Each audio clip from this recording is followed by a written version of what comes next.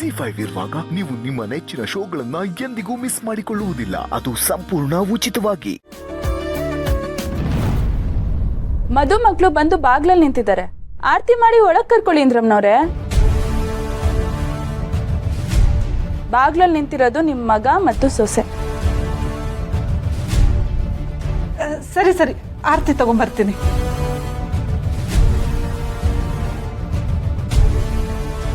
ಅಕ್ಕ,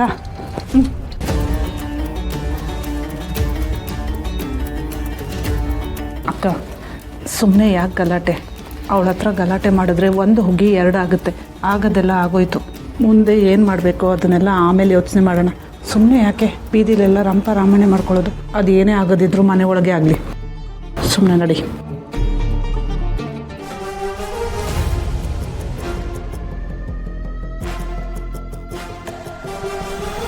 ತಗೋಕ, ಇಟ್ಕೋ ಶಿವಲಿ.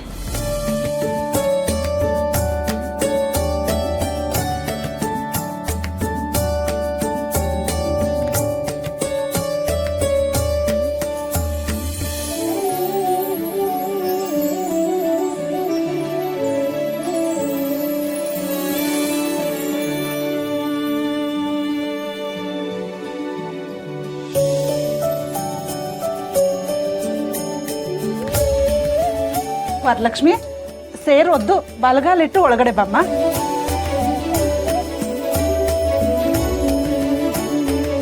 ಒಂದು ನಿಮಿಷ ಇರಮ್ಮ.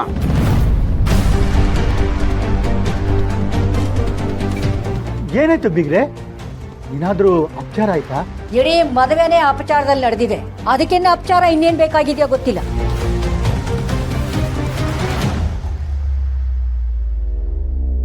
ಚೇಚೆ, ಎಂತ ಮಾತಾಡ್ತೀಯ? ಇಂಥ ಒಳ್ಳೆ ಸಮಯದಲ್ಲಿ ಕೆಟ್ಟ ಮಾತು ಬೇಕಾ? ಮಕ್ಕಳು ಮದುವೆ ಆಗಿರೋದು ಶುಭ ಸಮಾಚಾರ, ಅಪಚಾರ ಅಲ್ಲ. ನಾನು ಹೇಳಿದ್ದು ಅದಕ್ಕಲ್ಲ.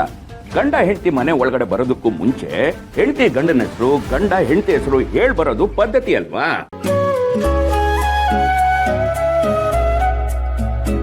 ಏನ ಪದ್ಧತಿನ? ಓಡ್ ಹೋಗಿ ಮದುವೆ ಆಗಿರೋದು ಯಾವ ಸೇಮೆ ಪದ್ಧತಿ ರೀ? ಅಪ್ಪ ಅಮ್ಮನಿಗೂ ಒಂದು ಮಾತು ಹೇಳ್ದೆ, ಶಾಸ್ತ್ರ ಸಂಪ್ರದಾಯ ಎಲ್ಲವೂ ಮರ್ತು ಕದ್ದು ಮುಚ್ಚಿ ಮದುವೆ ಮಾಡ್ಕೊಂಡು ಬಂದವ್ರ ಮುಂದೆ ಪದ್ಧತಿ ಬಗ್ಗೆ ಮಾತಾಡ್ತಾ ಇದ್ದೀರಾ ನೀವು? ಅಕ್ಕ, ಈಗ ಯಾಕೆ ಈ ಥರ ಮಾತಾಡ್ತಿದ್ಯಾ? ಅವರಿಬ್ರು ಮದುವೆ ಆಗಿದ್ದಾರೆ. ಅವನು ಅವಳ ಕುತ್ತಿಗೆಗೆ ತಾಳಿ ಕಟ್ಟಿ ಕರ್ಕೊಂಬಂದಿದ್ದಾನೆ. ಅವರಿಬ್ರು ಈಗ ಗಂಡ ಹೆಂಡತಿ. ಹೆಂಡತಿ ಗಂಡನ ಹೆಸರು ಹೇಳೋದ್ರಲ್ಲಿ, ಗಂಡ ಹೆಂಡತಿ ಹೆಸರು ಹೇಳೋದ್ರಲ್ಲಿ ಯಾವುದೇ ತಪ್ಪಿಲ್ಲ. ಈಗ ಏನೇನು ನಡಿಬೇಕೋ ಅದೆಲ್ಲ ನಡೀಲಿ. ನೀನು ಸ್ವಲ್ಪ ಸುಮ್ಮನೆ ಇದ್ಬಿಡು. ನಡೆಸ್ಲಿ. ಅದೇನೇನ್ ನಡೆಸ್ತಾರೋ ನಡೆಸ್ಲಿ. ನಾನು ನೋಡೇ ಬಿಡ್ತೀನಿ. ಇಂದ್ರನು ನೋಡ್ತಾಳಂತೆ. ಕಣ್ ತುಂಬ ನೋಡಿ ಸಂತೋಷ ಪಡ್ಲಿ. ವರಲಕ್ಷ್ಮಿ, ನೀನು ಗಂಡನ ಹೆಸರು ಹೇಳ್ಬಿಟ್ಟು ಒಳಗಡೆ ಬಮ್ಮ.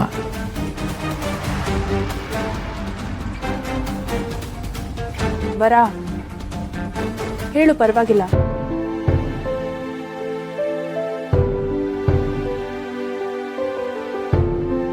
ನನ್ನ ಜೀವನದಲ್ಲಿ ಉಸಿರಾಗಿರೋ ಹೆಸರು ವರದಾ.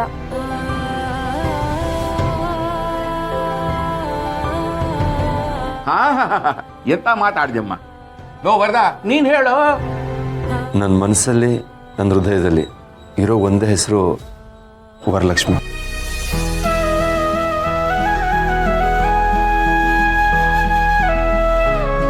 ಒಳ್ಳೇದಾಗ್ಲಪ್ಪ.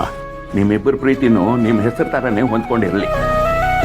ಜಿ5 ಆಪ್ ಡೌನ್ಲೋಡ್ ಮಾಡಿ ಎಲ್ಲಾ ಸಂಚಿಕೆಗಳನ್ನು ಸಂಪೂರ್ಣ ಉಚಿತವಾಗಿ ನೋಡಿ.